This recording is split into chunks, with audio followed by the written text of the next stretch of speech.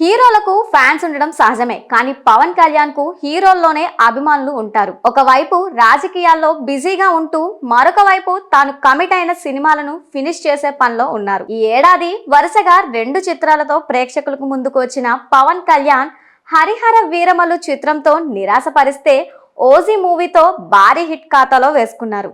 మరి మరొక వైపు హరీష్ శంకర్ దర్శకత్వంలో వస్తున్న ఉస్తాద్ భగత్ సింగ్ ఈ సినిమా అట్లీ దర్శకత్వంలో విజయ్ నటించిన తేరీ చిత్రానికి రీమేక్ అని గత కొన్ని రోజులుగా వార్తలైతే వస్తున్న సంగతి అందరికీ తెలిసిందే. ఈ సినిమా షూటింగ్ శరవేగంగా జరుగుతుండగా వచ్చే ఏడాది ప్రథమార్థంలోనే ఈ సినిమాను విడుదల చేయాలని చెప్పి మేకర్స్ పట్టుదలతో ఉన్నారంట.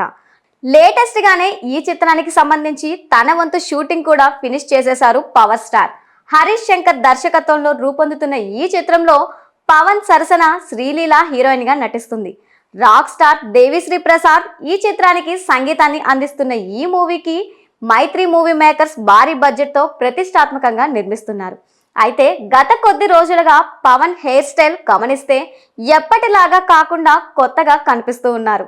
మరి పొలిటికల్ ఈవెంట్స్లలో కూడా దర్శకుడు సుజిత్ కి కారు గిఫ్ట్ ఇచ్చిన చిత్రాలలో కూడా ఈ విషయాన్ని మనం గమనించవచ్చు.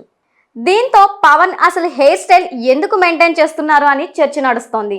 డైరెక్టర్ హరీష్ సైతం రీమేక్ లో కొత్త పోర్షన్ తీసుకున్నట్లు ఇప్పటికే స్పష్టం చేశారు. ఈ మేరకు ఆ మూవీ కోసమే ఇలా షార్ట్ హెయిర్ పెంచారని కొందరు అభిమానులు వ్యక్తం చేస్తున్నారు.